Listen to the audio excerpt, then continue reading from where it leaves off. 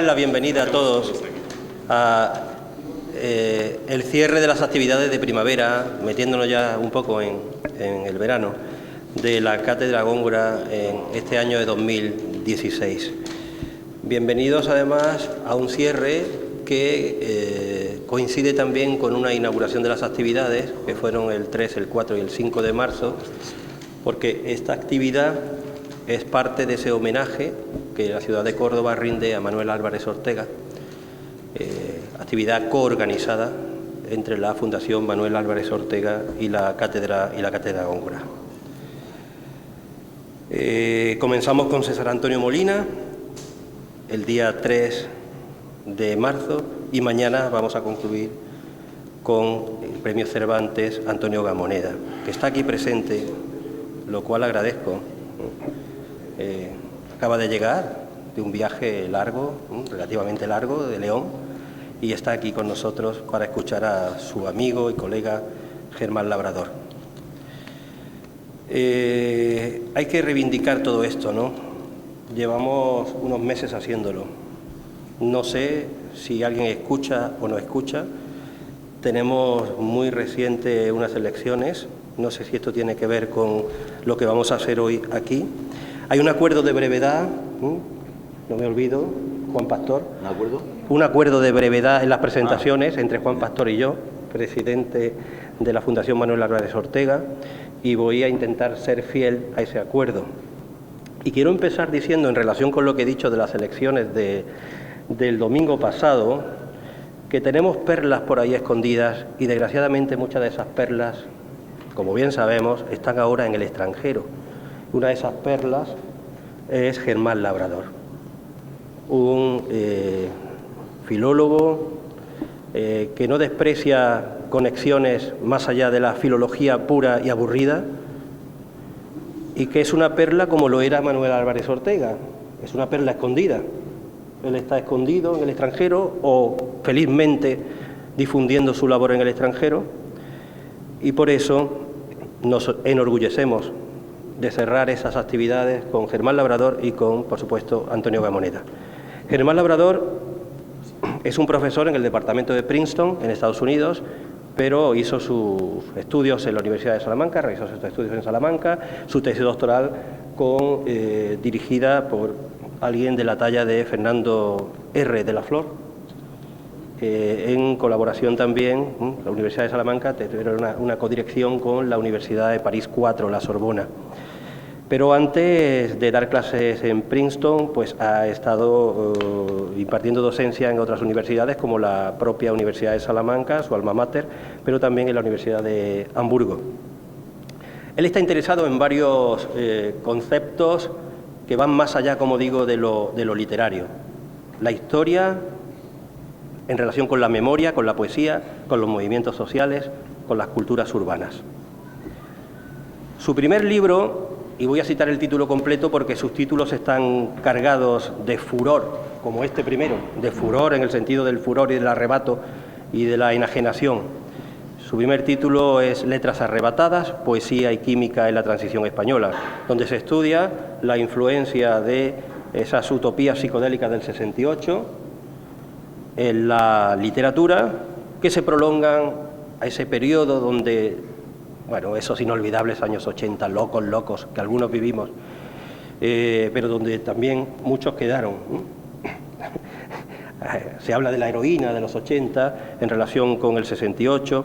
Ese es el primer título suyo, su primer libro, y también otro libro importante es que está, bueno, es Culpables por la literatura, imaginación política y contracultura en la transición española, del 68 al 84.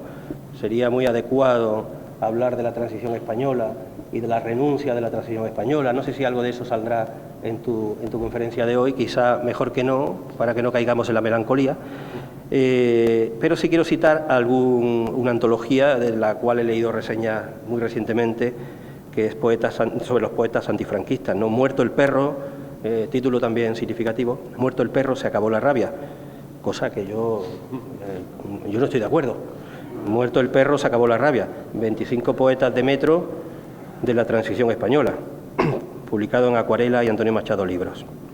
También tiene una edición crítica del libro de José Luis Hidalgo, Los muertos, que tanto utiliza, no recuerdo ahora el nombre, del cura de los mandarines, hombre, que lo utiliza mucho en los epígrafes, Gregorio Morán, ¿no? Un libro importante, como sabemos, de la posguerra española. Y los proyectos continúan, ¿no? Más allá de esos títulos, ya con sus 30 y pocos años, pues él tiene proyectos en torno a la crisis.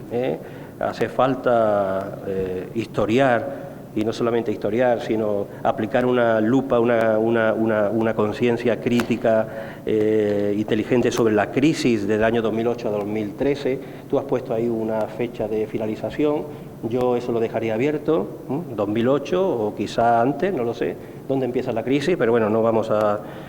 quiero ser breve. Y me interesa mucho toda la vuelta atrás en lo que es el Maura, ¿no? Maura, tan actual. Hoy en la comida hemos estado hablando un poco de Ortega, ¿no? Año 22, España invertebrada, en el 23, Miguel Primo de Rivera, pero el maurismo, Machado, el problema de España, tantas cosas que hoy parece que vemos repetirse de otra manera, ¿no? Entonces, precisamente su proyecto último, si no recuerdo mal, es sobre esta etapa, ¿no? La restauración, la larga restauración, interminable restauración, prolongada restauración y el nacimiento de la Segunda República. Bienvenido a Córdoba. Voy a citar solo otro título porque son títulos largos pero muy significativos de ese proyecto, que sería Incluso si las estatuas no permanecen. Iconoclasia, monumentalismo, educación y sujeciones políticas en España antes de la guerra, 1868-1936. Pido un aplauso para Germán Labrador, que ha venido a Córdoba para hablar de un cordobés insigne como Manuel Álvarez Ortega.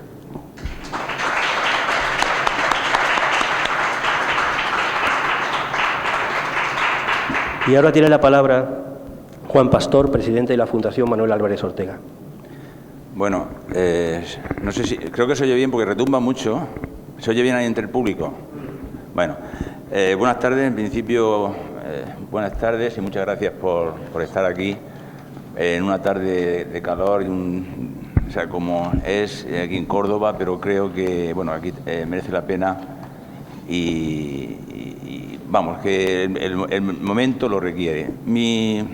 Como ha dicho Joaquín, mi presencia como presidente de la Fundación Manuel Álvarez Ortega pienso que y creo que mi función es testimoniar, puramente testimoniar, o dar testimonio de lo que significa y de lo que Manuel Álvarez Ortega quería para su legado y para todo la importancia de su obra y de todo lo que ha dejado, ¿no? Es testimoniar porque evidentemente es el momento también de agradecer y de dar las gracias y mi agradecimiento personal a la universidad y a la cátedra, pero tanto si no hubiera sido por ese apoyo como si no se hubiese dado, esto se hubiera hecho.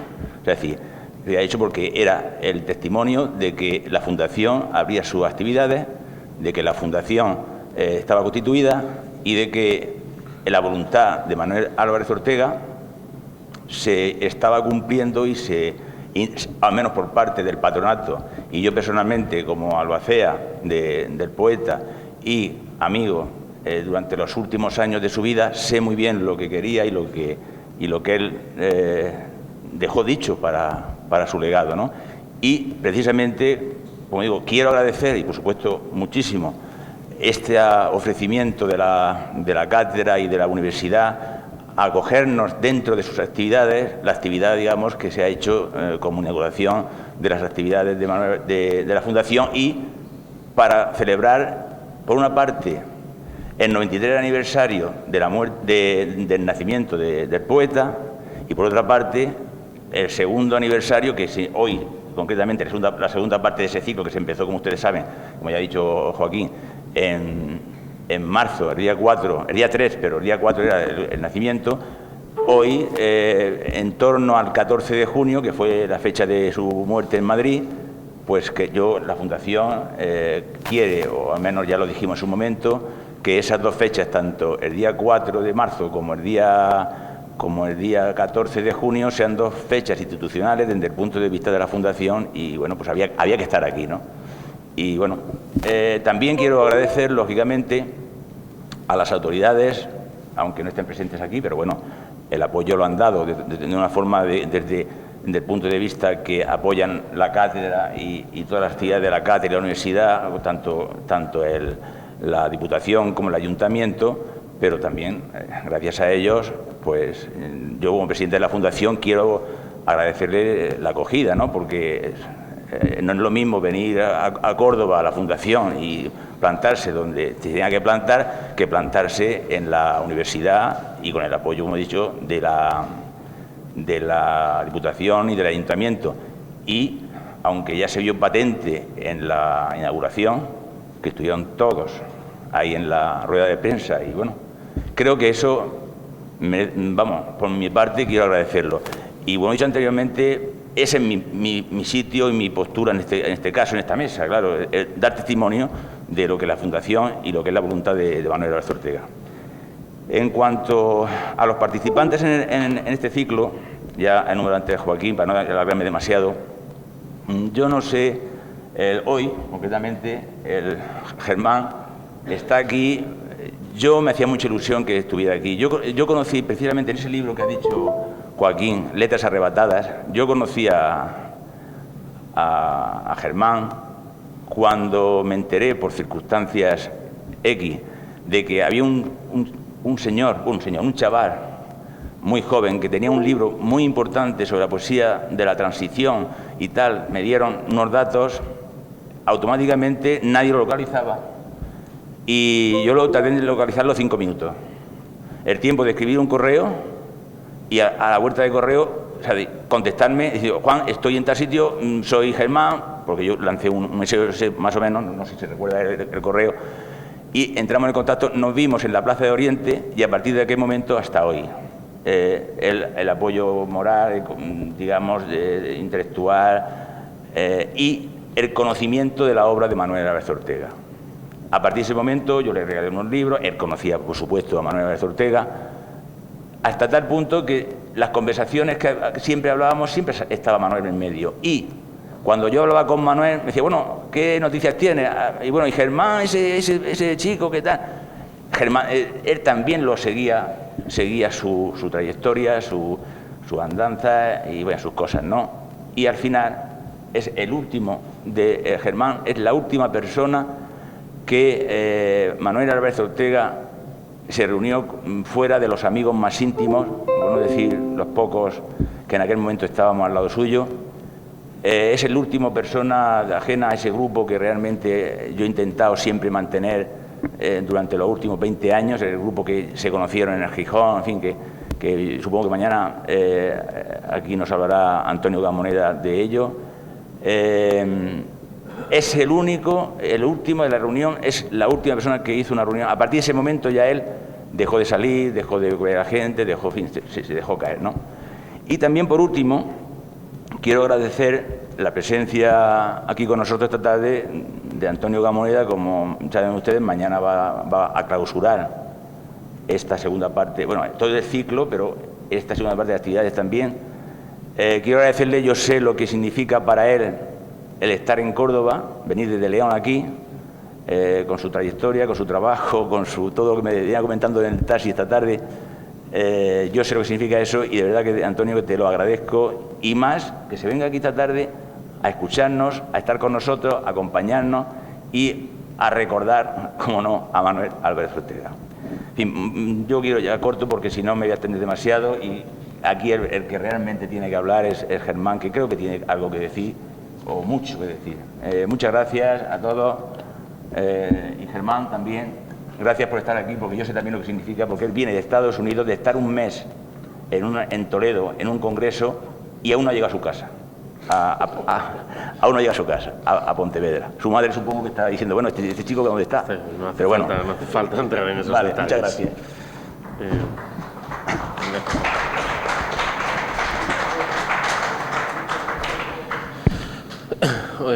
Hola, ¿me oís? Buenas tardes, o casi creo que debería decir buenas noches. Gracias por estar aquí.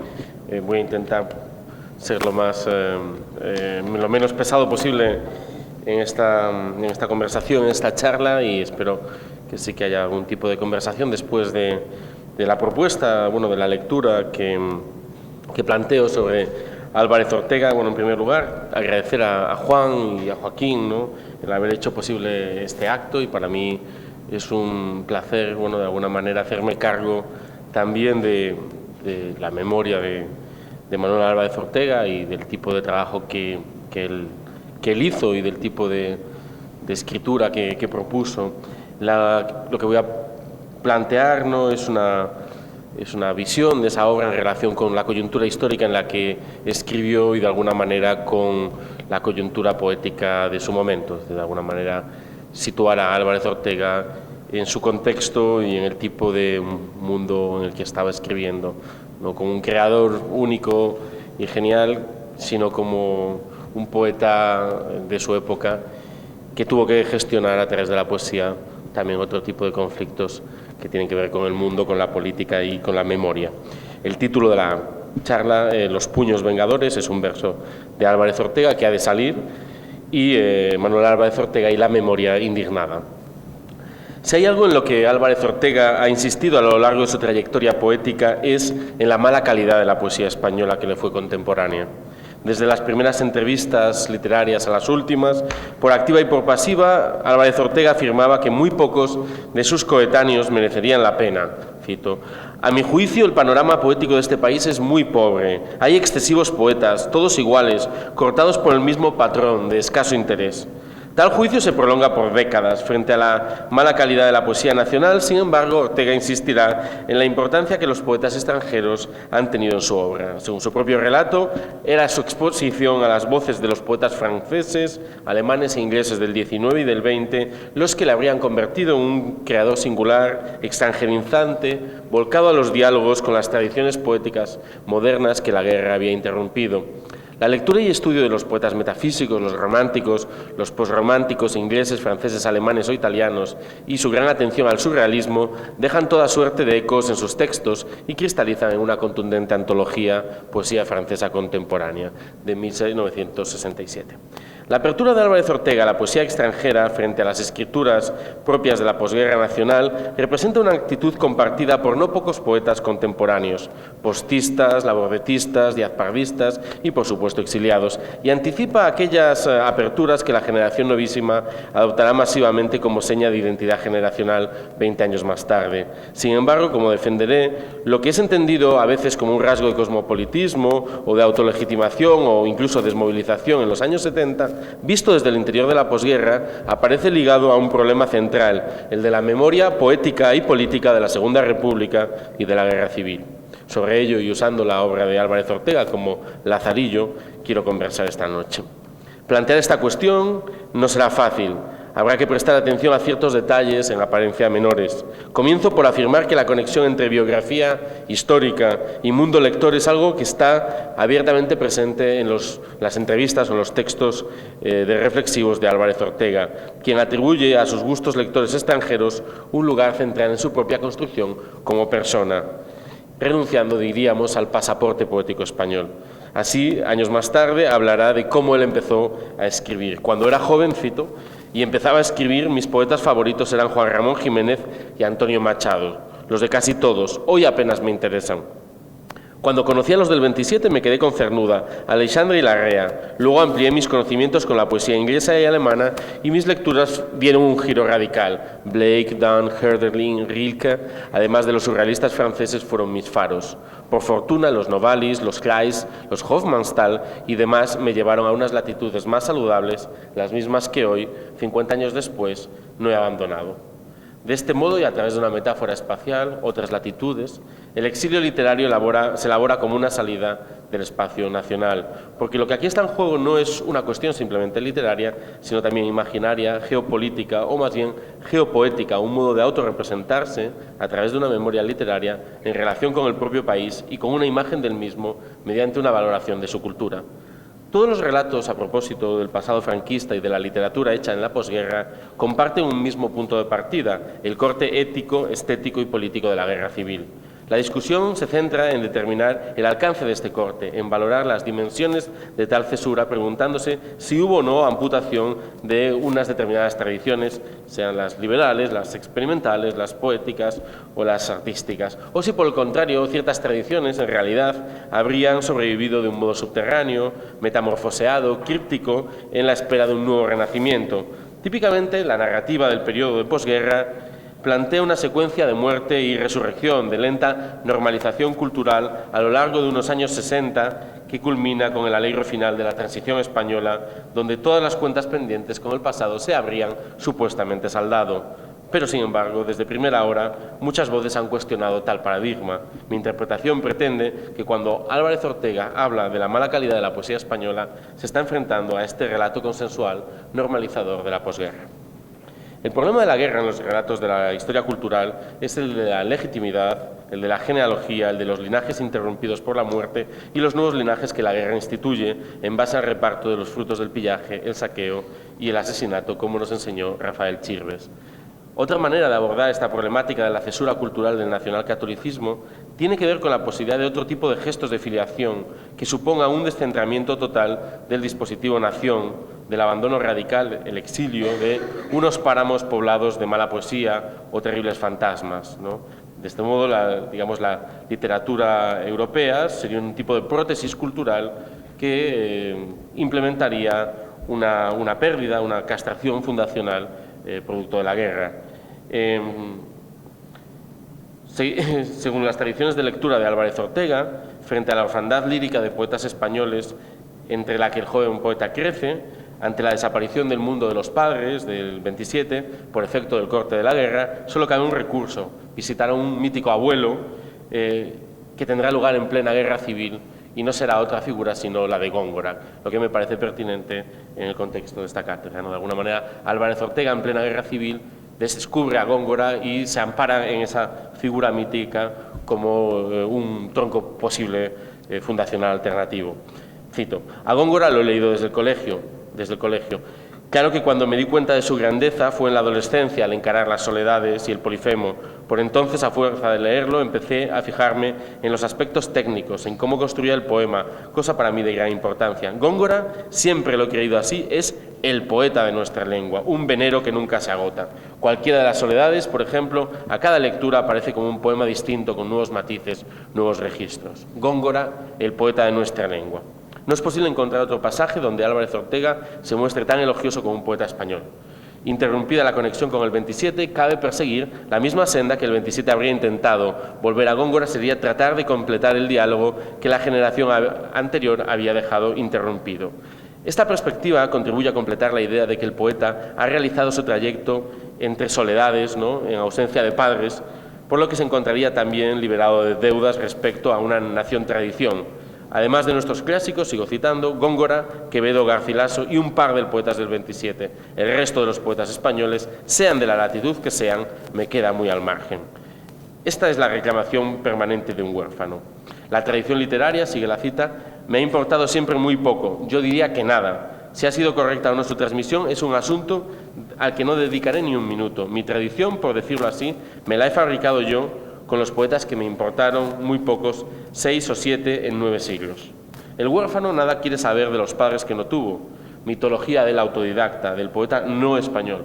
La operación es conocida, se trata de sustituir la imaginación de una patria imposible, interrumpida, por una comunidad de los afines, de reemplazar a la familia con los amigos. Se trata de aquello que en un sentido contrario teorizó Luis Cernuda, quizás el más cercano a Álvarez Ortega de los poetas del 27, en su Poética de la Lectura, en una disposición sobre el exilio y las patrias imaginarias, al preguntarse por el territorio en el que puede ubicarse un poeta cuando el mundo del que precede y al que creía representar ha desaparecido. Cernuda afirma así, en un conocido verso: poeta alguno su tradición escoge, ni su tierra, ni tampoco su lengua, él la sirve.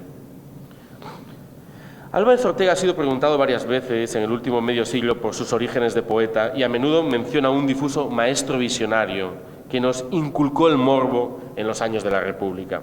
Cito: mis primeros contactos con la literatura fueron ya de niño, primero en el colegio y luego debido a un hermano mayor que luego murió en la guerra.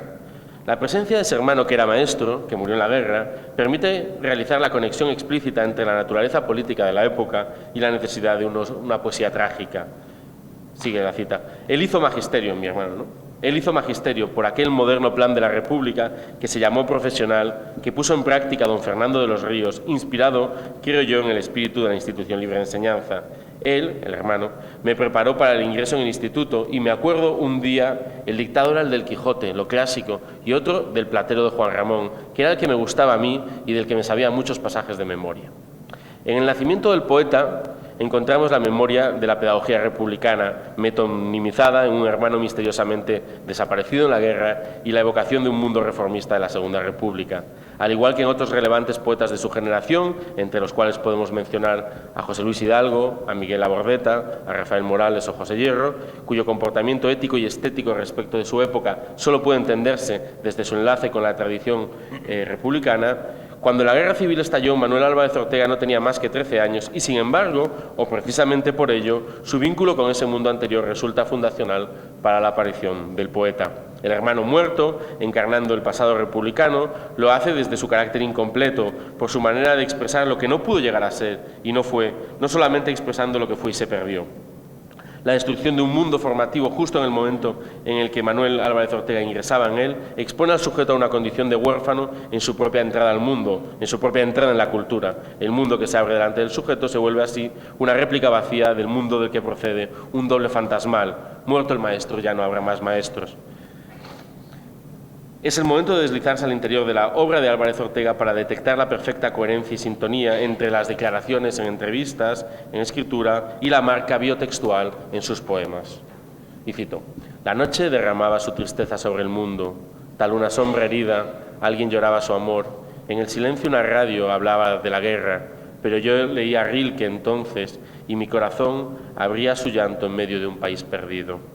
La guerra, un país perdido, en medio del luto de los hombres, el corazón del poeta. 10 años después, Álvarez Ortega lo recuerda en estos versos que pertenecen a la égloga de un tiempo perdido, una elegía de evidente título metahistórico que sondea las profundidades que separan el presente de los años 50 del mundo que vio nacer al poeta en tanto que poeta y que construyó su sensibilidad. La destrucción de ese tiempo perdido en la guerra abre la existencia poética del autor bajo el signo del exilio interior y poético, condenado a vagar en tiempos de penuria, en tiempos de pan negro. Rainer Maria Rilke fue para mí, cuando lo descubrí en mi adolescencia, un deslumbramiento. Se ha señalado la profundidad de la huella de Rilke en la obra de Álvarez Ortega, pero me parece importante hacerlo en esta cifra específica, que alude al relato de la iniciación poética del autor y que funciona como un dispositivo de memoria.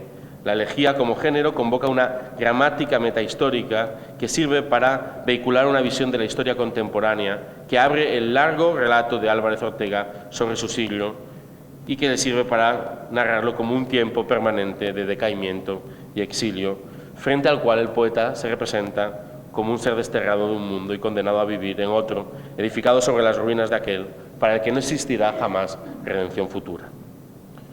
Por la imposibilidad de suturar el corte estético y político del 36, del que la muerte del hermano maestro es metonimia, toda la poesía española ha de situarse para Álvarez Ortega en una relación diferencial respecto de la propia trayectoria poética. Mi argumento plantea que hacerse cargo de esta imposibilidad de sutura es, para este tipo de poeta, desde su perspectiva, la única posibilidad de salvar la trampa ética y estética de la mala poesía de su tiempo, el modo de distinguirse de la misma época contra la cual, como poeta, se construye. El retorno, la presencia, la implosión de los muertos en los poemas, que será uno de los temas fundamentales de esta obra, constituye la vívida expresión de este problema, tanto como su solución, ya que determina a un tiempo la imposibilidad de cerrar ese corte y la garantía de que al mantenerlo abierto se conservará activa la conciencia histórico y poética de que los tiempos de penuria son los de la época que se habita y que esta jamás será una nueva edad de oro. En este sentido, la entrada metahistórica y bioliteraria, es decir, a través de la biografía y a través de los imaginarios del tiempo, parecería encontrarse frente a los numerosos reclamos de este poeta en contra de la existencia de un sentido político en su poesía, ¿no? Álvarez Ortega siempre declaró estar en contra, por ejemplo, de la socialrealismo como una poesía agotada y la legitimidad poética del trabajo que realizaba. Esto de alguna manera se equilibra a través de una figura particular, la del encriptamiento. Con ella me refiero a los procesos discursivos que llevan la articulación de una identidad de retaguardia que, a través de un trabajo con la forma, se pueda expresar en espacios de acceso restringido donde se alberguen sentidos secundarios completos y potencialmente contrahegemónicos. Es decir, que de alguna manera la obra poética de Álvarez Ortega está escrita en clave, ¿no? Muchos son los procesos de encriptamiento que tienen lugar en los años de posguerra, en el ámbito de la cultura, y no tendremos tiempo de recorrerlos, pero podemos pensar en el sentido secreto de ciertas coplas, ¿no?, como cuenta Vázquez Montalbán en Una educación sentimental, o el sentido oculto bajo ciertos cómics de posguerra, ¿no? Las tácticas de enmascaramiento criptorrepublicano están en toda la época, y también se verifican en los poetas, abriendo la posibilidad de pensar en otras resistencias silenciosas. El rechazo estético de Álvarez Ortega respecto del socialrealismo, al que acusa de insignificante, lejos de ser antipolítico, resulta coherente con el gesto fundador del encriptado. Para quien, como Batman, por efecto de una ruptura fundacional, se vuelve huérfano y busca padres de adopción, mientras mantiene una fidelidad secreta respecto del desgarro que le constituye como huérfano, la pública reclamación de apellidos carece de sentido, pues obliga a renunciar a una identidad emboscada. Preservar el secreto es de importancia vital para quien ha situado sus centros afectivos en la fidelidad sentimental a un momento identitario enigmático. De ahí surge una fuerte desconfianza frente a aquellos que proclaman a voz en grito una identidad hiperimplementada, ¿no? Conflicto, pues, entre el estigma, ¿no?, de ser un poeta social y el enigma de ser un criptorrepublicano, ¿no? El hecho de que la circulación de la poesía social en la esfera política franquista esté regulada, es decir, que sea legal, que pueda ser publicada, restringe la potencia de su enunciación para un poeta como Álvarez Ortega, ¿no? Si es legal, no puede ser político. Al mismo tiempo que la transparencia de su lenguaje no la protege de la necesaria tensión que la poesía tiene que establecer con su época para no confundirse con ella. La cuestión de la tensión lingüística en Álvarez Ortega es clave. La declaración abierta, entonces, de verdades políticas a través de la poesía resultaría impúdica, casi obscena, para aquel que imagina su trabajo poético desde lo clandestino. Para los observadores profesionales de las leyes de la clandestinidad, la voz en grito del socialrealismo resulta una tarea de aficionados, una innecesaria exposición a la luz. No es una explicación necesariamente metafórica. Álvarez Ortega ha relatado varias veces un episodio de la primera posguerra, cuando la policía interrumpió las actividades de la célula marxista de la que formaba parte. Sin duda, debido al origen respetable de varios de estos jóvenes protosedicentes, hijos de los vencedores, la autoridad se contentará con la disolución del grupo sin pasar a mayores. En los años 40, cito, un grupo de amigos aficionados a la literatura nos reuníamos casi a diario y ahí empezó mi interés en serio por la poesía. Luego este grupo derivó en un núcleo marxista que duró hasta que nos descubrió la policía, a quien le hicimos creer que éramos unos poetas que se juntaban a leer versos y nos dejaron en paz. Pero lo cierto es que en ese grupo nació de una manera muy seria mi vocación literaria.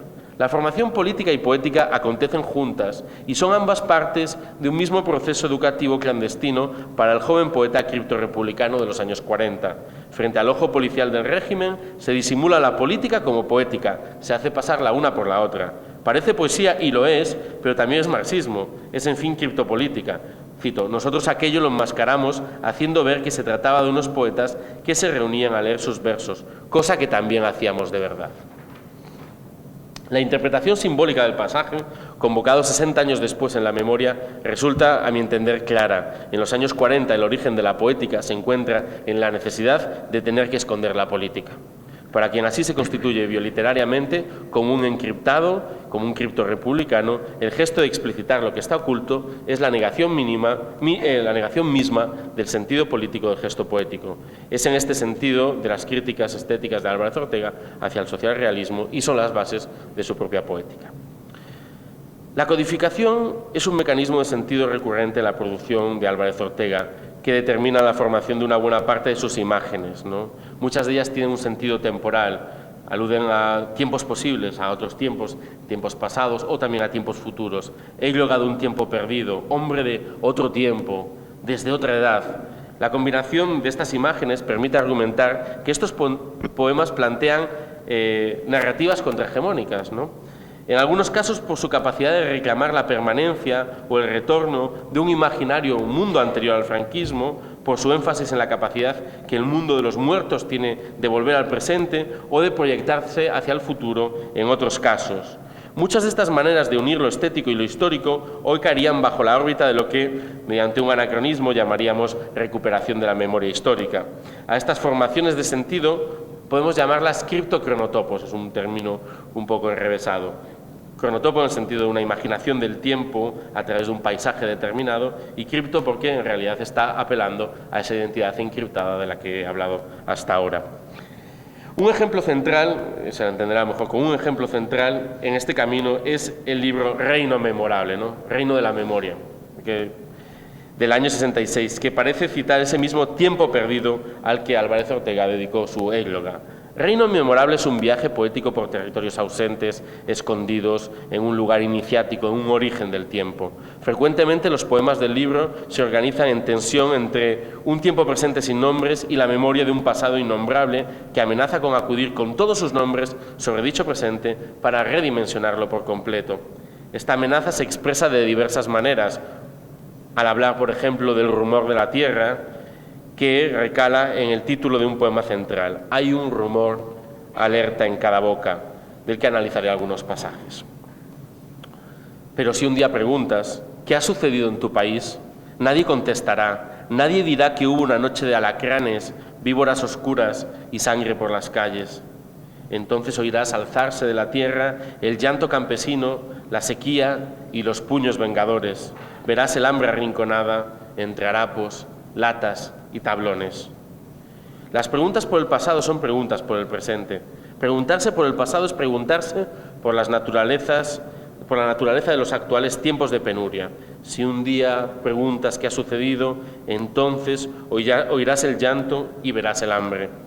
Pero mientras no hagas esa pregunta, ¿qué sucedió en el origen?, como empezó todo, llanto, hambre y sufrimiento, pero también rencor, serán invisibles, aparecerán naturalizados respecto de su tiempo. La pregunta por el pasado es entonces inseparable de la pregunta por la política. Enseña a ver, remite a la violencia que constituye un mundo y la organización de sus recursos. Trae la memoria de la noche de alacranes, víboras oscuras y sangre por las calles, de la que nadie quiere hablar salvo el poeta.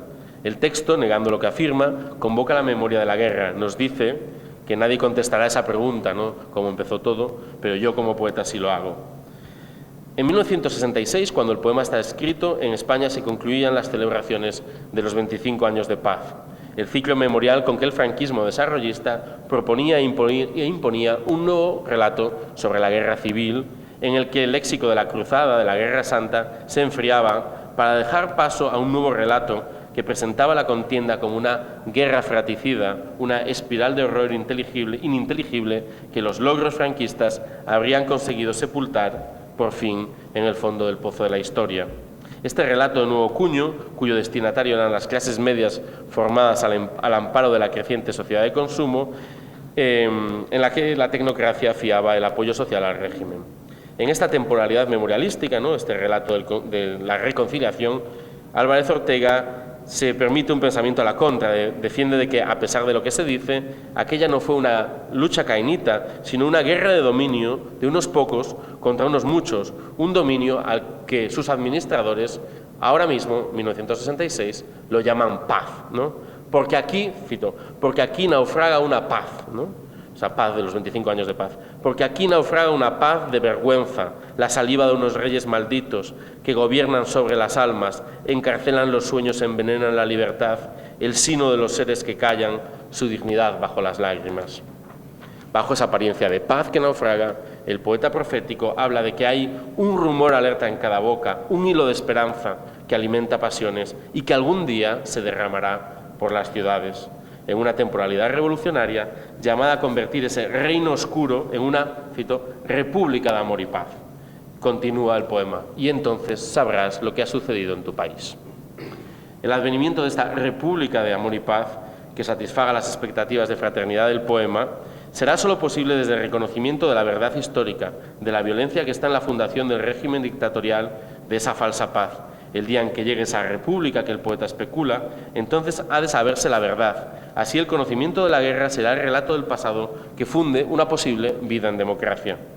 Esta era la imaginación metahistórica de Álvarez Ortega en el 66, radicalmente opuesta tanto a la teoría de la historia vigente entonces como respecto de aquella que fue impulsada después de la muerte de Franco y durante los años 80, donde se declaró que la vida democrática de los españoles debía basarse no en la memoria, como quería Álvarez Ortega, sino en el olvido del pasado y obstinarse en no recordar aquella noche de alacranes y sangre, y que con ella debería enmascararse también el origen de la desigualdad y de las relaciones de poder.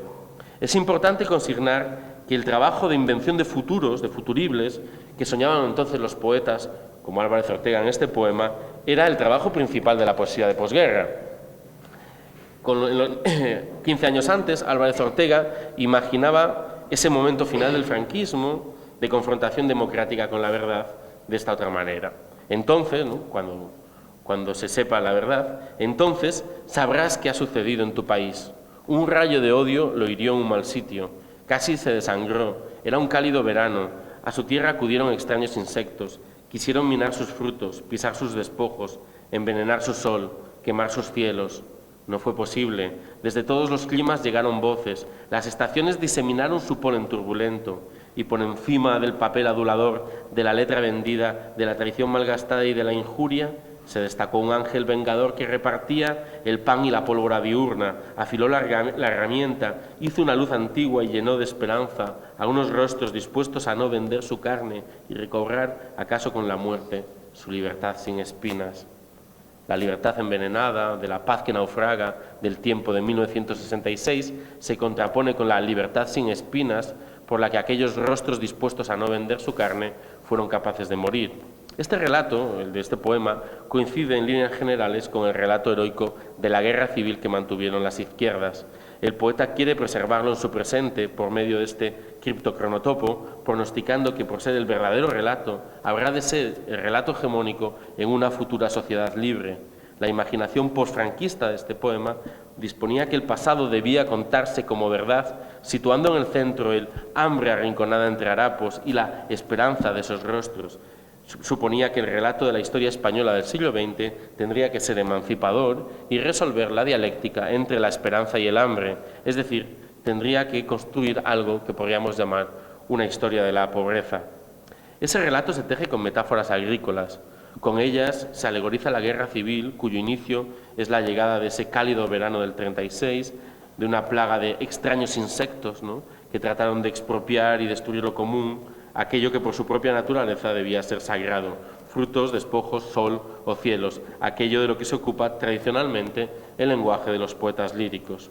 Entonces hubo gente que vino desde todas las latitudes, nos dice Álvarez Ortega, en una mención quizás a las brigadas internacionales, y en medio de un tiempo de mentiras, traiciones y pactos, aquellos que determinaron geopolíticamente la suerte de la Segunda República Española, lo que el poeta dice es que se destaca la aparición de un ángel vengador que plantó cara a los invasores mientras repartió el pan y la pólvora diurna, refiriéndose así a las energías liberadas que llevaron a la revolución social y a la resistencia armada popular al mismo tiempo.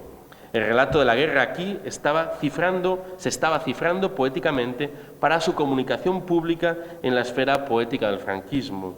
Un tipo de práctica que hace corresponder una escritura de testimonio, un relato de la verdad y una de arte, una producción de código que permita circular ese testimonio. El mantenimiento criptopolítico de este otro relato histórico alternativo se ponía entonces en relación con la necesidad de producir también una estética distinta, ambos contrahegemónicos en el contenido y en su estética. Esta que estoy ofreciendo aquí no es necesariamente la exégesis más habitual a propósito de la poesía de posguerra, pero en los años 60 estas prácticas de escritura eran muy frecuentes en el espacio poético, en textos cuya estética no cae en el territorio del realismo social, lo que contrasta con numerosas versiones de la historia cultural que resaltan el cierre existencial o religioso de ciertas modulaciones poéticas desarraigadas o que subrayan su implementación conversacional en la década siguiente, en la búsqueda de una progresiva clarificación lingüística, de una progresiva representatividad de sujetos inmundos. Ese es, digamos, ¿no?, el relato convencional sobre la posguerra tiene que ver con una mayor inclusividad, una mayor transparencia, que sin embargo estos textos de Álvarez Ortega y otros afines no responden, ¿no? En el enigmático territorio poético en el que se expresaban muchas de las voces de la llamada generación del 36, las cosmogonías histórico-políticas que están en la base de estos poemas no garantizan una unidad en la desgracia, ¿no?, para toda la poesía de posguerra, ¿no?, sino que todavía siguen pensando en términos de vencedores y vencidos. El típico relato de posguerra, de alguna manera, lo único que ha hecho es garantizar el lenguaje de la reconciliación. El típico relato sobre la poesía de la posguerra es básicamente continuador del espíritu de la reconciliación implementado desde 1965 por el relato de los 25 años de paz del régimen. Voy a citar un fragmento de un prólogo de una antología del 36, ¿no?, para que seamos conscientes de la profundidad de la carga moral del relato histórico sobre la poesía de posguerra. Bajo el epígrafe de generación del 36, aludo a una promoción de poetas heterogéneos en sus concepciones estéticas e ideológicas, pero cercanos en sus trayectorias vitales y poéticas, ¿no? Podían estar ideológicamente en mundos muy distintos, pero formaban parte de una misma generación, ¿no? Escritores que se ven caracterizados en el tratamiento de unos temas y motivos comunes, en el magisterio de escritores como Antonio Machado, en la comunión de unas mismas experiencias estéticas que van de las vanguardias al clasicismo, en el sufrimiento de unas vivencias y circunstancias históricas marcadas por los acontecimientos de los años 30 y de la Guerra Civil. Es decir, todos ellos igualmente afectados de la misma forma por la historia, pero sobre todo al poner sus esperanzas e ilusiones en la poesía como medio de salvación de su memoria y su destino común, ¿no? Bueno, presuponer, ¿no?, que todos los escritores y ciudadanos bajo los años 40-50 tenían una misma destino común, mismo tipo de esperanza, bueno, pues representa una interpretación de alguna manera consensual que solo se puede producir desde un entendimiento de la historia reciente española en términos de canismo o de tragedia nacional. Sin embargo, ¿no?, más cerca de lo que pudo percibir Max Aub en su antología de la poesía española contemporánea en 1954 y en sus múltiples reediciones, cierta lírica bajo el franquismo manifiesta una resistencia simbólica muy acusada a responder positivamente a los metarrelatos franquistas, no ya a los relatos militantes de primera hora, sino a la penetración reconciliadora de los discursos institucionales de los 25 años de paz y su imaginación del consenso, incluyendo toda la preparación anímica anterior que analizaba poéticamente las consecuencias de la guerra en los términos existenciales de duelo y de pérdida y, sobre todo, resignación individual. Esto ha sido muy escasamente analizado, constituye, en mi perspectiva, el vector central de muchas de las poéticas del momento. En cifras oscuras, porque trabajan con la potencia del encriptamiento, ayudados en muchos casos por la conciencia de la contingencia lingüística del trabajo poético, son muchos los poetas en cuyas construcciones de posguerra encontramos desafíos al orden histórico y moral del franquismo que insisten una y otra vez en convocar los episodios de un mundo interrumpido, en investigar la posibilidad de establecer extraños canales de comunicación con ese mundo acabado, en abrirse a su convocatoria posterior mediante imaginaciones visionarias. En espera de una argumentación más sistemática, diré que de forma ininterrumpida, desde la aparición en los años 40 de libros como Los animales o Los muertos de José Luis Hidalgo, o Los poemas al toro o Los desterrados de Rafael Morales, hasta la publicación en los años 60 del libro de las alucinaciones de José Hierro y en los 70 de libros como Estuario de José Ignacio Ciordia o Descripción de la mentira de Antonio Gamoneda, existe toda una corriente de fondo en cuyo metarrelato histórico coincide en su sintaxis básica con el que hemos establecido a propósito de Álvarez Ortega, trabajos de poetas que mantienen la memoria de un corte que ha fragmentado el mundo del que proceden, condenando moral y estéticamente el mundo que les ha tocado habitar. Tampoco dudaríamos en incluir en esta nómina a poetas como Miguel Abordeta, Julio Antonio Gómez o Luis Pimentel, todos los cuales, a través de un archivo poético de deseos históricos y estéticas disfuncionales, tratan de mantener una diferencia identitaria frente a la mentira estética y política del franquismo, conectando la imaginación o la memoria de un mundo republicano oscuro con la especulación no menos oscura de otros mundos posibles por venir. Este es el sentido, por ejemplo, desde el que quiero leer un poema como Alucinación submarina de José Hierro, en el libro de las alucinaciones, donde una vieja voz interpela a una audiencia de lectores que por fin han llegado, declarando ser un superviviente de un tiempo lejano, un antes de la inundación. El poema comienza presentando toda una declaración de encriptamiento. Si entendieseis por qué viví, si sospechaseis cómo quise ser descifrado, contagiar, vaciarme a través de unas pálidas palabras que daba vida al son más que el sentido. El relato de la Fundación en esta ocasión convoca una memoria ficcional de una invasión militar extraña ocurrida en un universo paralelo. Cuando el mundo fue estrecho para tantos y fueron estrujadas las ubres de la tierra, ellos, los japoneses, esclavizaron a los hombres de las islas, condenándolos a vivir bajo el agua, cultivando algas para su alimento. Y a partir de ahí se alucina una humanidad submarina, mutante, capaz de respirar por branquias, que ha visto sustituida por escamas su piel.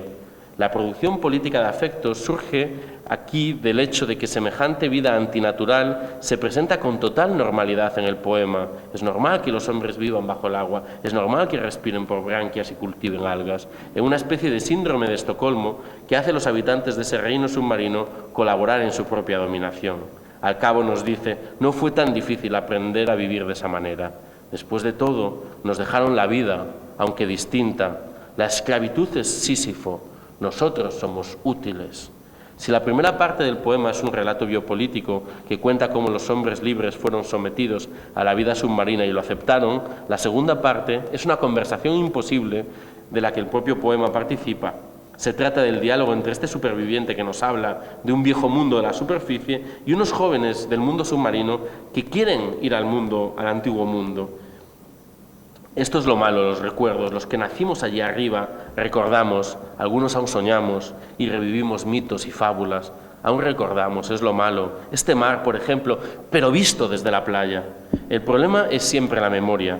En las mismas fechas en las que Álvarez Ortega escribía Reino memorable, reino digno de memoria, José Hierro construía sus alucinaciones desde el pozo de las imágenes del recuerdo, enfrentando desde tonos poéticos propios un mismo problema.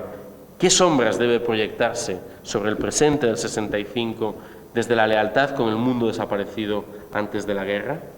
En el poema hay un rumor presente en cada boca. Defendíamos la resistencia de la verdad histórico-política y su determinación de iluminar el futuro, haciendo posible el puente entre aquel pasado y un deber ser por realizarse. En José Hierro, la imaginación de un futuro posfranquista adopta tonos más oscuros, y si la primera parte del poema investiga hasta qué punto los japoneses han logrado imponer su visión del mundo entre los dominados, la segunda descubre que esa transformación es irreversible, empezando porque es imposible transmitir intergeneracionalmente la memoria de ese mundo anterior. Y aún recordamos y aún sabemos cuándo es de noche arriba. Pocos conocen el significado de esa luz tenue, luna, decíamos. La necesaria conversación entre los viejos que vivieron la derrumbe del mundo libre y los jóvenes que ya solo han escuchado sus relatos, sus fábulas, será imposible. El poema termina con una hipótesis. ¿Qué pasaría si a pesar de ello ese viaje imposible, a ese mundo anterior, se produjese? ¿Qué pasaría si el retorno a la superficie sucediera? Entonces nos ahogaríamos, soluciona el poema. ¿Cómo olvidé que el sol nos abrasa los ojos, hechos a la luz tenue de las profundidades, y nos ahogábamos, ya somos criaturas marinas? Sufrí cuando los vi reír entre jadeos, entre toses y ahogos a los jóvenes. ¿Cómo pude quemar mi recuerdo, empañar la luz de mi diamante? ¿Cómo no supe a tiempo que al volver a la superficie lo destruía todo y me quedaba sin mar, tierra ni cielo, pobre superviviente de la nostalgia y de la decepción? Históricamente, este retorno a la superficie, construido como un tiempo postsubmarino, encarna mucho de los costes personales con los que los exiliados vivirán su regreso a la España tardofranquista, en el reconocimiento de que su país había cambiado y que al asumirlo perdían su memoria de ese país otro que en el 36 había sido destruido. Y entonces, cito a Adolfo Sánchez Vázquez, el exiliado descubre con estupor primero, con dolor después, con cierta ironía más tarde, que en el momento mismo en el que ha terminado su exilio, que el tiempo no ha pasado impunemente y que tanto si vuelve como si no vuelve, jamás dejará de ser exiliado. Puede volver, pero una nostalgia y una nueva idealización se apoderan de él. Y puede quedarse, pero jamás podrá renunciar al pasado que lo trajo aquí y sin el futuro ahora con que soñó tantos años. De esta manera, el poema revela sus paredes de cristal como una suerte de esfera de nieve, ¿no? Cuya línea de horizonte determina sus límites. El poema de este modo funciona como una cápsula del tiempo, como un trabajo sobre la temporalidad que busca contribuir a la elaboración de una imagen que el futuro tenga sobre aquel pasado. Partiendo de esta contraposición entre poemas, es interesante entender cómo ciertos poetas, aquellos empeñados en trabajos que afecten al gobierno de las cosas del tiempo, están elaborando bajo el franquismo, dentro de él, imágenes articuladas y relatos complejos donde su vivencia del siglo como temporalidad problemática investiga el corte estructural con el pasado y, mientras imagina futuros, explora el modo en que la expresión del tiempo tiene ya el futuro dentro, ¿no? Como una historia del pasado. Que este diseño al final no se active, que no suceda, puede tener que ver con el hecho de que el libro de las alucinaciones sea en realidad el último libro de Hierro, ¿no? Solo dará a luz libros nuevos en los años 90, 3 décadas más tarde, cuando compadezca en la escena histórico-moral de las letras democráticas como uno de esos poetas seculares de aliento centenario y gravedad moral, sin Cuaderno de Nueva York. No todos los poemas de Álvarez Ortega manifiestan el tono visionario y casi redentor de este reino memorable. Frecuentemente se expresan más bien en frecuencias nocturnas, atmósferas sombrías, y hablan de la aceptación de pérdidas, retornos que no pueden consumarse, una historia del siglo XX nacional como siglo de desolación y de errores. En todo caso, las formas con las que se produce el enfrentamiento entre el tiempo anterior y la densidad del tiempo franquista, esta tensión que articula las producciones de posguerra que aquí valoramos, varía mucho entre unos y otros poetas de los que he citado previamente. A pesar de que en general hay una sintaxis común, hay variaciones notables en la capacidad que le atribuyen al tiempo residual del pasado de penetrar en el tiempo del presente y a las predicciones sobre cuál será su fortuna futura derivada. Para el caso de Antonio Gamoneda, estas lecturas ya han sido garantizadas y se le ha reconocido el valor intrínsecamente liberador de los tiempos estéticos puestos en circulación por descripción de la mentira, donde se ejecuta toda una revisión simbólica de lo que fue el franquismo como orden de mentira instituido. Durante la transición a la democracia, cuando el libro aparece, algunos poetas trataban de aportar con sus relatos un imaginario de la temporalidad capaz de abrir el presente a lo imprevisto, usando descripciones éticas y estéticas alternativas de los tiempos pasados del siglo español. En esta coyuntura, el relato de Gamoneda abordaba, con lenguaje bíblico, todas las formas posibles de hacerse cargo o no de la cesura identitaria del 36, inventario de los que fueron fieles a la memoria, de los que entendieron pertenecer a una cultura de la pobreza, de los que no tuvieron otra conducta que el olvido, de los que adivinaron la posibilidad de un país de verdad, los que aprendieron a viajar con su mordaza, etc. Gamoneda complica así el número de voces que pueblan este reino submarino descrito por José Hierro. Abierto al filo de la transición, el poeta declara: «Huelo los testimonios de cuanto es sucio sobre la tierra y no me reconcilio, pero amo lo que ha quedado de nosotros». Quien no se reconcilia no se acoge al pacto histórico-político que la transición, como cultura, construye e instituye, la famosa reconciliación entre todos los españoles.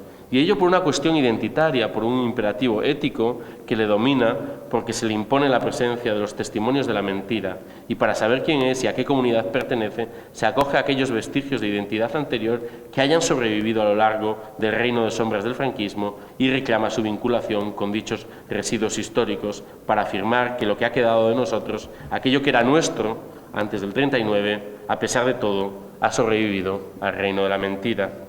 El trabajo de estos líricos, frente al de muchos otros poetas de su época, no representa un lenguaje luminoso ni un mundo de sujetos heroicos, subjetivamente transparentes. Al contrario, el suyo es un trabajo de tensión entre retórica y verdad. Su insistencia se dispone en recorrer contornos oscuros, visitar ruinas, explorar sombras. Inflexiones, espejos, cifrados, metáforas hacen del oscuro una aspiración irrenunciable. Todas estas operaciones enigmáticas ocurren bajo el mundo franquista o justo en su término, entrañan una forma de operar estética y políticamente en él, obligan a considerar la existencia de otras fuerzas bajo el régimen interconectadas en su manera de imaginar, que nos obligan a trascender los relatos de las individualidades aisladas, el marbete de los raros, al tiempo mismo que salimos de los rótulos de las generaciones para pensar de una forma más rica la existencia de culturas poéticas antifranquistas mucho más allá de la generación del 68. Ello a pesar de que el imaginario de la soledad es importante a propósito del trabajo de estos y otros poetas a la hora de entender cómo se comprenden a sí mismos, pues todos se piensan y se saben aislados en esas raras tareas. Creen ser los solos y los únicos en sus modos de trabajo sobre el tiempo. Sin embargo, situados en el mismo mapa de fuerzas, sometidos a parecidas tensiones, estas formas de producir pensamiento crítico responden a tácticas y vivencias interdependientes que se interrelacionan también en las respuestas que ofrecen. Formalmente, en estas fuerzas poéticas cabe también identificar una cierta recurrencia de imágenes, ¿no? La resistencia de lo pobre, la memoria de un mundo otro, el retorno de los muertos. En ocasiones también tienen que ver con el campo semántico de las sombras, la recurrencia de flujos temporales, la descripción de una naturaleza en catástrofe, la disgregación de lo social, etc. La defensa de una cultura poética alternativa o de su existencia bajo el franquismo, por más que se disponga mediante una interrelación difusa como la que acabo de describir, desdibuja muchas de las afirmaciones aceptadas a propósito de las secuencias entre generaciones desde los años 50, 60 y 70 y obliga a retrotraer muchos de los supuestos logros de los 70, en particular aquellos que se refieren al subjetivismo visionario, la irracionalidad, el experimentalismo y la ruptura crítica. En su conjunto, cabe argumentar que los trayectos de estos libros, o de la obra de Álvarez Ortega, vienen a demostrar estéticamente que los trabajos de la poesía moderna en España, después de la Guerra Civil, tienen que surgir de esa explosión de la guerra y hacerse cargo de su memoria, partiendo de una voluntad de distinción, de no contribuir al mal imperante, haciendo además mala poesía. Se trata de no reproducir en la propia obra el clima estético y moral de la época, ofreciendo en esa tarea un metarrelato, una explicación alternativa que dispone de una clave muy precisa, el encriptamiento, en la que la imaginación del poeta y de su función tiene consecuencias sobre el tipo de estética con la que expresar su visceral tensión con su siglo. Voy terminando. En la obra de Álvarez Ortega, esta tensión entre retórica y verdad tiene mucho que ver con recordar a unos muertos que están en todas partes. A veces son los muertos familiares, son los muertos de la familia, pero sobre todo son muertos de identidad difusa, que no parecen tener ni nombre ni rostro, los que pueblan las numerosas ciudades de sombra que llenan los poemarios de Manuel Álvarez Ortega. Estos muertos con frecuencia vagan por el paisaje, habitan una naturaleza de vaos, humos y tierra devastada. El retorno de ese pasado al que abiertamente se interpela lo encontramos, por ejemplo, en un poema significativamente titulado Los olvidados días, del libro Clamor de todo espacio, 1950, donde el compromiso identitario del poeta le impide aceptar las peticiones de olvido que todos sus contemporáneos le dirigen. Saber recordar es la fuerza mayor que moviliza esta escritura. Concluyo con la lectura de un fragmento. Henos aquí, oh tierra coronada de errantes lluvias y martirios, cruzando las pálidas guirnaldas de un tiempo alimentado por el llanto, como una sorda leyenda flotante en las aguas de un olvido. Henos aquí, mas ¿quién oye lo que tu ronco farol pregona? Todos dicen, los muertos ya murieron y el polvo los deshizo.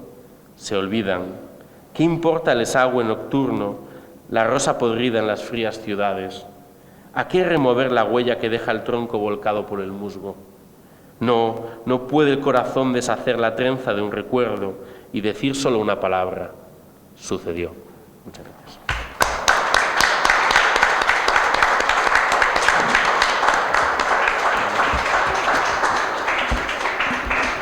Bueno, has obedecido y has cumplido con dignidad y orgullo lo que Luis Cernuda decía en aquel poema de Desolación de la Quimera. Recuérdalo tú y recuérdalo a otros, ¿no?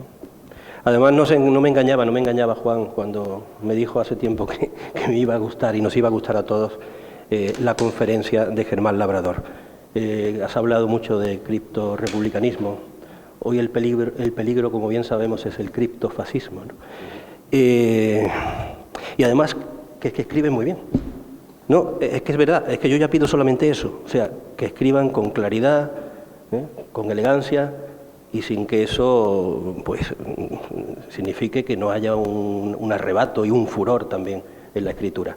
Así que muchas gracias por la conferencia, a mí me ha encantado, supongo que el público comparte esta apreciación conmigo, y como Juan Pastor tiene el micrófono ahí más cerca, le invito a que siga de maestro de ceremonias. ¿Cómo? Que le den la palabra al público. Es que retumba. Sí, no sé si tenéis algo que os apetezca conversar, quizás abrimos. ¿No? Bueno, me sumo a las enhorabuenas porque la corrección, el rigor, la precisión no está reñido con el entusiasmo cuando no la pasión, que nos ha transmitido también. Quería hacerte una pregunta concreta acerca del diálogo que mantiene Álvarez Ortega y otros contemporáneos, quizá más jóvenes, con ese hilo que tú has sacado que une tradición, Góngora, al fin y al cabo, y también esa línea que se ha pretendido de reconciliación, pero que en realidad no es tal. Hago la pregunta concreta.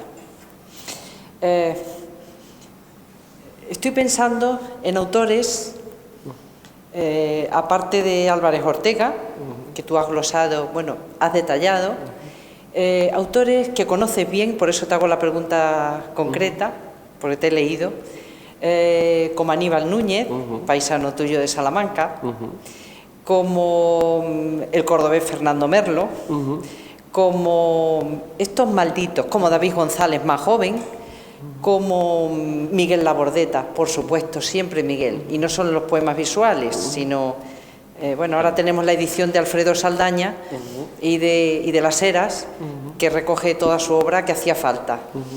Estos poetas parece que tienen en común, junto con Álvarez Ortega, esa poesía visionaria, en el caso de Miguel Labordeta es obvio, pero que en definitiva, como sucede también con Aníbal Núñez, es esa escritura, aparte de visionaria, poliédrica, gongorina, ¿verdad?, que influye, que deja una impronta, por lo menos cuando yo leo a Aníbal Núñez, por ejemplo, deja una huella indeleble.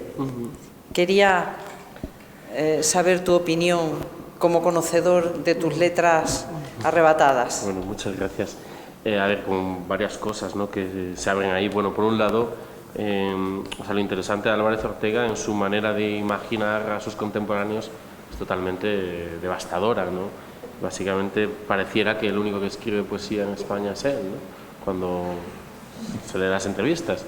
Y, o sea, como yo no tengo, o sea, como que entiendo que, o sea, lo que quiero, me parece que la profundidad de esa fantasía es tan grande que hay que explicar por qué. Entonces, lo que me parecía interesante, pensando en la gente que ha hecho un trayecto más largo de escritura y de coherencia, pues, desde los años 50, ¿no?, como Álvarez Ortega, cuyo discurso realmente no varía ni en los 60, ni en los 70, ni en los 80, lo que es muy singular, ¿no? Él se mantiene muy fiel a un determinado proyecto y a un determinado mundo. En este caso, o sea, la necesidad de pensarse como individuos únicos, ¿no?, haciendo unos trabajos, es fundamental, ¿no?, la dimensión heroica de este trabajo de la memoria, que yo creo que la comparten con otros poetas de la generación. El grupo de Zaragoza es muy singular, de alguna manera yo los veo muy sintonizados con el tipo de poética que está imaginando, poética de la memoria que está imaginando Álvarez Ortega, ¿no? Mencionas a Labordeta, mencioné en el texto también a Ciordia, ¿no?, a Juan Antonio González, y de alguna manera Las Heras pues ha hecho también un trabajo de recuperación de todas estas figuras, y yo los veo muy en un mismo mundo, ¿no?, de significados, ¿no?, de un mismo tipo de trabajos, un mismo modo de entender el tiempo y de entender el trabajo de la poesía, del trabajo del tiempo que la poesía produce, una misma confianza en la poesía como espacio, ¿no?, de donde mediar unos trabajos en el espacio público que no existe, o sea, que no pueden darse en otros registros. En la siguiente generación, o sea, la de Fernando Merlo, de alguna manera no enlaza con todo este tipo de escrituras. Yo creo que un poco no sé si llamarlo drama, pero una de las claves explicativas, ¿no?, de la poesía española contemporánea tiene que ver con la incapacidad de producir tradiciones o sea, como todo lo nuevo no es capaz de enganchar con el tipo de trabajo que se ha estado realizando, ¿no?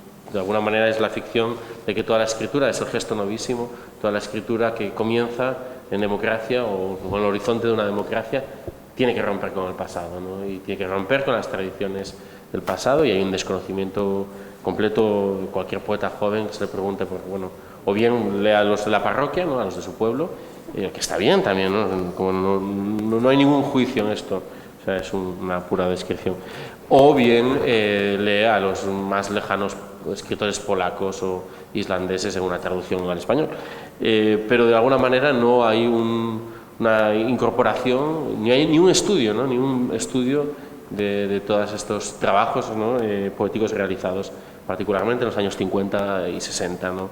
Entonces los jóvenes rupturistas de los 70 también se van a imaginar como los solos y los únicos, ¿no? Van de alguna manera a heredar esta misma antropología del poeta trágico, ¿no?, heroico, individual, realizando un trabajo que del que nadie más puede hacerse cargo, pero lo harán sin memoria. Esa es la diferencia con la generación anterior, y lo harán en un contexto diferente. Muchas cosas cambian en el contexto de los años 70, y eso yo no lo veo en las escrituras de Aníbal Núñez o de Fernando Merlo, entre ellas el catolicismo como un mundo simbólico y como un mundo de lenguaje y como un mundo de afecto, ¿no?, y desde el que disputar y contra el que disputar, ¿no? O sea, como de alguna manera los trabajos, ¿no?, de Ciordia o de Pepe Hierro solo se pueden entender desde y contra, ¿no?, la materialidad lingüística del mundo del franquismo, que tiene a Dios y a sus figuras y a sus violencias muy presentes en su lenguaje.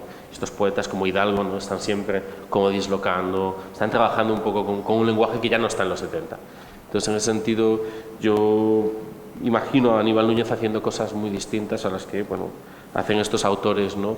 También una cuestión que tiene que ver con lo visionario, ¿no? Lo visionario desaparece o cambia, o sea, el yo visionario, ¿no?, como personaje poético va a desdibujarse en los 70, más bien habrá una disgregación del sujeto, en Fernando Merlo muy clara, ¿no?, bueno, o en ciertos momentos de Fernando Merlo muy clara, y en Aníbal Núñez, pues a veces o sea, hay una especie de un extraño objetivismo, ¿no?, una distancia, que parece como que el yo se borra, ¿no? En cambio, estos poetas, o sea, fundamentalmente, si en algo pueden confiar es en su yo, y lo único que puede garantizar, digamos, su propia, no sé, como sanidad mental, su propia capacidad de vivir, su propia capacidad de resistir, tiene que ver con la confianza en que hay un yo que recuerda, que sabe quién es y que es capaz de mantener esa memoria y, como de alguna manera, llevar de un tiempo a otro, ¿no?, hacerse cargo de un tiempo ¿no?, de unos muertos, ¿no?, como esa fidelidad a unos muertos y ese cuidado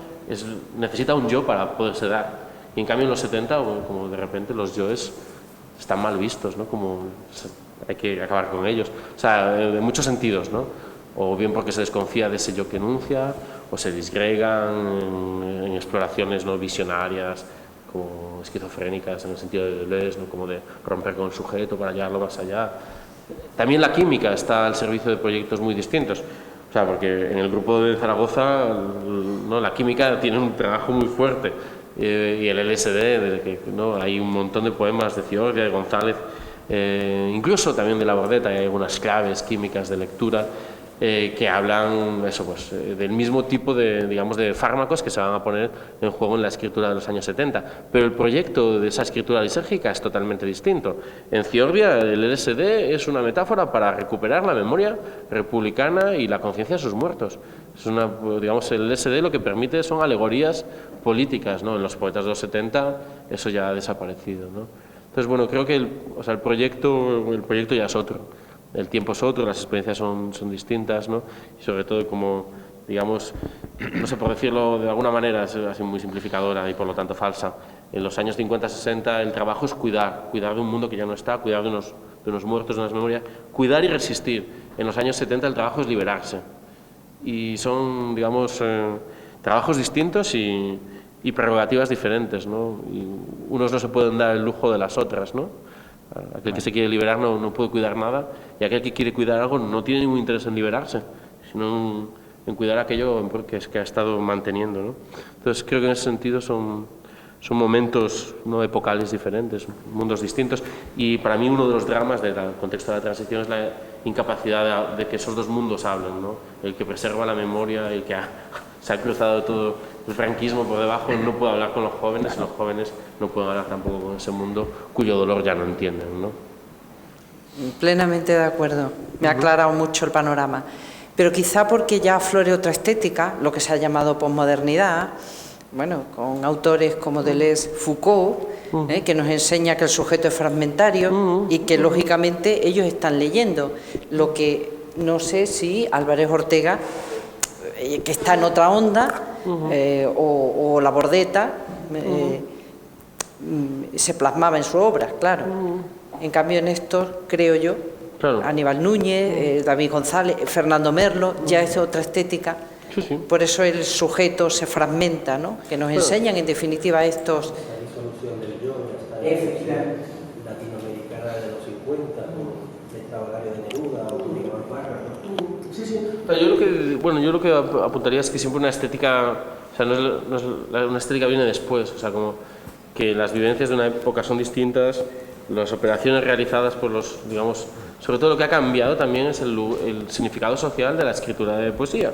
O sea, las prácticas poéticas en los años 70 tienen una naturaleza distinta de las que han tenido en una cultura, uno de cuyos pocos espacios de mediación o de, digamos, donde va posible hacer otro tipo de trabajos en el ámbito de la cultura era el poético. O sea, la primera, o sea, como no, en 1947 se publican Los muertos de Hidalgo, donde se está hablando claramente, digamos, de la represión o de la injusticia, ¿no? Del dolor que funda un mundo, y eso no se podría haber hecho en ningún otro espacio, ¿no? O sea, como que de alguna manera la poesía constituye una especie de esfera pública de retaguardia, de resistencia durante mucho tiempo, ¿no? Y lo que se juega en la poesía en ese momento no es lo mismo que lo que se va a jugar en los años 70. Entonces, yo lo que creo es que ha habido también una profunda transformación de lo que llamamos cultura letrada, ¿no? Y en los años 70 el mapa es otro, o sea, como el lugar de hecho es muy interesante, ¿no? Porque, o sea, como el tipo de energías que se van a poner en marcha en los años 70 a propósito de lo poético ya no van a estar conectadas con mundos sociales ni con comunidades imaginarias, salvo en algunos pocos poemas. O sea, como el espacio del underground es distinto, porque como que se imagina una nueva comunidad de jóvenes poetas a través de esta especie de utopía psicodélica, pero es limitada con todo, ¿no? No digo que, de nuevo, no es una valoración moral, ¿no? De qué significa una poesía o la otra, simplemente constatar que el lugar del poeta y de las prácticas poéticas en la cultura de los 70 ha cambiado, ¿no? Hay una cuestión que me gustaría saber tu opinión. O sea, Álvarez Ortega, a partir de los 70, hasta los 70, estuvo en primera línea en todos los sentidos, tanto a nivel de manifestaciones en la prensa, publicaciones, es decir, fue muy activo, incluso en la tertulia de Gerardo Diego era uno de los disidentes, estaba pero no estaba fuera, y ahí fue donde se unieron luego todo el grupo que hasta nuestros días le ha acompañado, que son, pues, lo que ya sabemos, de Siles, Colinas, en fin, todo este grupo, ¿no? Porque yo no sé, es una cosa que yo tampoco he logrado en los años que yo en fin, que he estado con él y que hemos hablado mucho del tema, nunca he logrado saber por qué él a partir de los 70 se apartó de todo esta parafernalia, como decía él a veces, del mundo literario. Se apartó de tal manera que hasta llegó un momento que él decía que ya no iba a escribir más. Y volvió a escribir, lógicamente, porque yo decía, muchas veces decía yo, mira, Manuel, tú no puedes dejar de escribir, ya escribirás, pero es que él se negaba. Y llegó un momento que, a partir del homenaje que se le hizo en el Ciclo de Bellas Artes, en los años 98, 99, empezó de nuevo a escribir. Fue cuando le dedicaron el monográfico Barcarola, en fin. ¿Tú por qué esa separación voluntaria que él hizo a partir de los 70, cuando había sido tan activo hasta los 70, ¿por qué a qué le piensas tú que se debe? Bueno, no sé, como yo no estaba en la cabeza de Manuel Álvarez Ortega, ni estaba ni siquiera allí en los años 70, entonces, bueno, con como no me atrevo a decir a qué se debe. Pero lo que sí que pasa, o sea, pasan muchas cosas en ese contexto, ¿no? Y una de las que pasan es que las expectativas de transformación que generaba el final biológico del franquismo no se verifican. Y lo que va a haber en los años 80 muy rápidamente es una cultura que es fundamentalmente continua, ¿no?, de aquella que, o sea, en sus instituciones, de aquella que había estado existiendo, ¿no? Bueno, mencionabas el cura y los mandarines de Gregorio Morán, pues es un poco la hipótesis de Gregorio Morán, que realmente, o sea, lo que son la gestión institucional de la cultura en España no va a cambiar a pesar de la transición, ¿no? Esto es una discusión fuerte que hemos tenido en los últimos años alrededor de la noción de CT o cultura de transición. Es una cosa que está en discusión, se puede enfocar de varias maneras, pero por responderte así como de manera más precisa, hay una obra muy bonita de Antonio Buero Vallejo, que es otro, digamos, escritor republicano de manual, ¿no? También poeta interesante, tiene unos, bueno, no muchos, pero tiene un pequeño grupo de poemas interesantes sobre también memoria. Buero Vallejo, en 1977, si no me equivoco, escribe o estrena La Detonación, que es una obra de teatro sobre Larra, sobre la vida de Larra contada desde su último minuto de vida, desde que, ¿no?, ha apretado el gatillo hasta que la bala, ¿no?, lo mata. En ese instante se extiende en el tiempo, ¿no?, y hace toda una reconstrucción. El milagro secreto de Borges. Sí, sí, sí. Y sirve para proyectar el siglo XIX sobre la transición. Interpreta la transición desde la vivencia del trienio liberal de Larra, y cómo en realidad las expectativas, ¿no?, de transformación también en la cultura que se habían puesto en escena van a ser rápidamente cerradas, como el jefe, ¿no?, el jefe de la Inquisición va a ser siempre el censor, va a ser siempre el mismo en un régimen o en el régimen siguiente, ¿no?, y como aquellos que de alguna manera se habían comprometido con un estado de cosas son capaces de comprometerse con el estado de cosas siguiente sin que nada pase, ¿no? Es una obra profundamente lúcida y visionaria a propósito de cómo se van a conformar, ¿no?, las formas de cultura de los años siguientes, ¿no?, y de alguna manera muy, muy desencantada. Fue duramente criticada en la prensa de su época porque, claro, proyectaba en un momento de supuesto optimismo un montón de dudas, ¿no?, sobre la naturaleza de los cambios, ¿no?, que es la sensación de que, bueno, quizás aquello que se llama cambio, no, por llamarse cambio, no cambia nada, ¿no? Un poco esa idea. Entonces, quizás en ese contexto muchos creadores, ¿no?, se vieron rápidamente desinteresados o sea, como todas las energías que les habían movilizado durante años de escrituras, al llegar a ese contexto y encontrarse con que aquello no genera nada, ¿no? En una entrevista a Álvarez Ortega habla un poco de esto, ¿no?, que en los 70 parece haber ciertos gérmenes, ¿no?, de cosas que van a pasar y que luego al final se quedan en agua de borrajas. Entonces, en este contexto supongo que a uno, sobre todo si tú vives de la pluma, entonces no te puedes permitir dejar de escribir, ¿no? Pero Álvarez Ortega tenía la fortuna para él de, bueno, que es, ¿no?, el pecunio iba por otro lado. Entonces, o sea, creo que eso es un factor importante, ¿no?, aquellos creadores que es por profesión o por capital no dependen, ¿no?, directamente de su trabajo literario, pueden permitirse eso, la renuncia a la escritura en un momento dado y de alguna manera es solo su interés el que los moviliza, solo su interés. O sea, es como es más fácil que se vean afectados por un cambio, o sea, como de repente que no encuentren energías para seguir, o sea, por dónde llevar un proyecto, ¿no? Creo que no dejó de escribir realmente, No. Nunca. Lo que pasa es que lo iba almacenando, digamos así, o depositando al fondo del cajón de su escritura, y lo iba sacando cuando le parecía bien. Porque en el 93, en el Gijón, cuando le compramos su obra poética editada por él mismo, entonces fue cuando le oí decir: ya no escribo más. Pero luego siguió escribiendo, porque hasta el 2000 y pico sí que publicó Cenizas son los días y Bueno, eso... y Última Necat.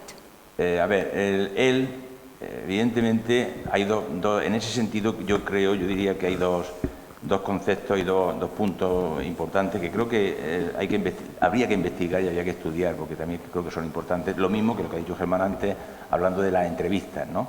Que parecía que estaba solo. También es, por una parte, la visión y la versión que él ha dado, su opinión como estudioso y como investigador de la época, y me parece perfecto y aparte creo que muy acertada, pero yo creo que también hay en ese sentido hay una cuestión de un poco se siente olvidado, y entonces yo creo que él y como él, otros muchos, creo, no muchos, pero bueno, algunos, lo suplen con ese orgullo digamos, de pensar que... Lo que sí es verdad que él tenía una opinión y él sabía lo que estaba haciendo y era muy consciente de que su obra, porque de eso sí, en varios fragmentos de su obra e incluso conversaciones y tal, él sabía exactamente, y también se ha visto en su archivo, cómo organizar el archivo, él sabía exactamente lo que iba a pasar después de su muerte. O sea, porque... Entonces, perdona, pero lo que tú has dicho que dejó fin, no, él nunca dejó de crear. Él nunca dejó de crear. Lo que sí dejó, porque eso que sí, es verdad, él guardaba, pero se puede estudiar, y yo creo que se podía ver a lo largo de toda la trayectoria de toda su obra, las fechas, porque él dejaba la fecha siempre. Él siempre ha dejado rastro, él siempre deja huella.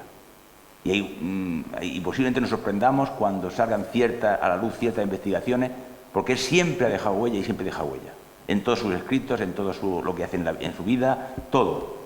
Y hay para él una cosa muy clara, que es en la vida literaria y la vida personal, la vida en la relación con la mujer, la vida familiar, o sea, que hay unos aspectos ahí muy importantes que creo que hay que investigar, ¿no? Entonces, él nunca ha dejado, pero sí es verdad, y eso lo sé a ciencia, vamos, porque yo estuve en esa época muy cerca de él, y hemos hablado mucho de esto, que hubo un periodo muy largo que él no escribía. Se negaba a escribir. No es que no escribía porque no.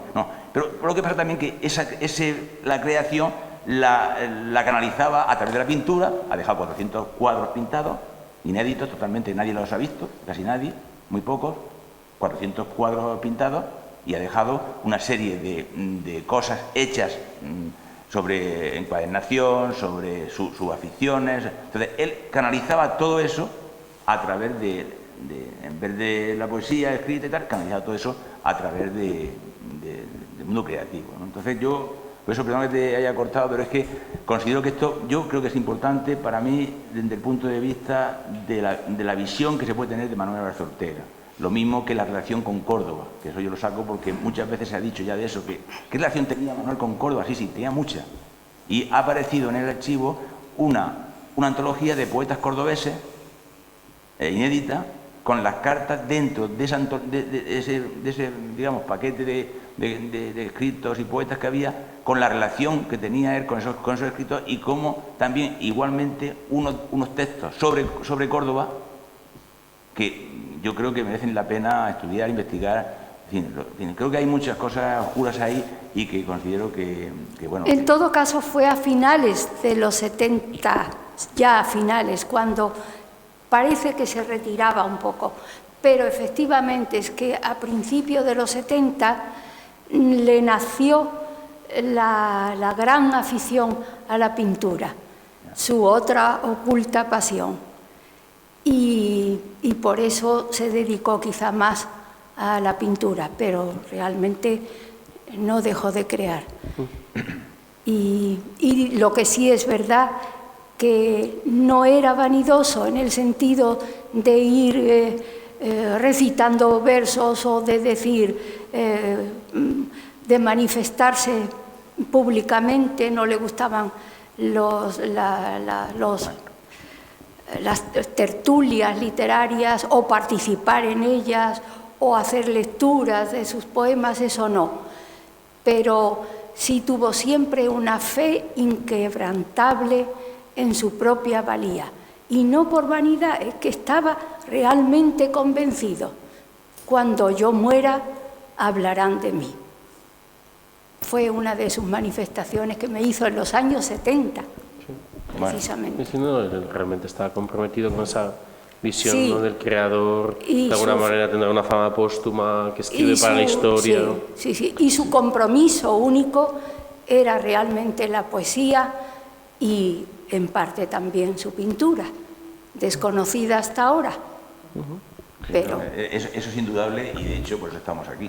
O sea, y de hecho también una noticia que hace poco, hace un mes escaso, me ha llegado y aparte Pilar, la que está hablando, sabe de dónde viene. Está pensándose en una, posiblemente saca un monográfico de una revista francesa que se va a dedicar, si no toda, perdón, al menos... De la Suiza romanda, bueno, de la Suiza ahí, de lengua francesa. Sí, sí. Pero es una revista, se llama Le Belles Lettres, en lugar de Bellas Artes, Bellas Letras, y su directora es Marion Graf, Sí. una también poeta, gran traductora, que domina 9 lenguas y, en fin, todo eso. Y posiblemente va a sacar un monográfico, posiblemente. Bueno, ¿hay alguien más que...? Quizás tenéis más comentarios o... No, yo no voy a comentar nada. Solo preguntarte, Juan, ¿se iba a leer un poema o algo? Sí, bueno, aquí está Carlos Clemenson. Sí. Y yo creo que para terminar, Sí. para cerrar este acto, qué mejor que Carlos, que bueno, también conoció y amigo, y también ya estuvo aquí, ¿no? Estuvo con nosotros aquí en una mesa en marzo. Va a leer un poema que es de Ángel García López, que está claramente toda la idea, y es un recuerdo a Manuel. En fin, yo creo que nada mejor para cerrar este acto que la lectura de ese poema y recordar, pues ya con esto ya cerramos con la lectura del poema, recordar que mañana, bueno, aunque ya lo saben todos ustedes, pues tendremos aquí la clausura del ciclo. Antonio Gamoneda está aquí entre nosotros y mañana pues considero que, bueno, pues espero que podamos, en fin, tener público como hoy, y, en fin, que creo que es nada mejor para clausurar este ciclo que la presencia, digamos, y con la conferencia de Antonio Gamoneda. Muchas gracias a todos y los dejo con la voz. Carlos Clemenson. Sí, hace 3 o 4 días, hojeando el libro de Ángel García López, Mester Andalusí, de 1976, que fue premio Leopoldo Panero, pues me reencontré con este poema que yo tenía olvidado. En el que la figura y la poesía de Manuel Álvarez Ortega, pues naturalmente se alza y está presente. Mester Andalusí es un libro publicado en la época de la Transición, es un libro de reivindicación del espíritu y del ser y la historia y la cultura de Andalucía, y al final, después de hablar de los árabes y de todo, en fin, toda la tradición y la historia, hay un poema que se titula así: Poeta que, lejano del sur, vive el exilio y una oscura marea. Necio es quien dice la palabra como palabra, aquel que estulto da en gramático orden, en varios nexos polirritmos puros, y fortifica su gran lengua con rosas, pajarillos, menesteres de la mendicidad. Así el tenor llamado sea poeta. El ortodoxo feliz piensa en su reino, o dulce rima y hojaldre en varias capas, pues los vicios de todo lo nefando es ya gatuna liebre y vil cobaya, experimento con disfraz, cáncer frondoso, prosa cosida, oh cuánto sastre al desamparo de la virtud, y siempre sucede. Mas sin embargo, un diapasón transita, se oye mover al río su verdad, las aguas de un milagro que es ya propio y distinto, las flautas que otras flautas afónicas imitan, amplio espectro inyectado, consuelo de afligidos, árbol mejor del bosque y luz oculta, perenne voz que por los siglos cante.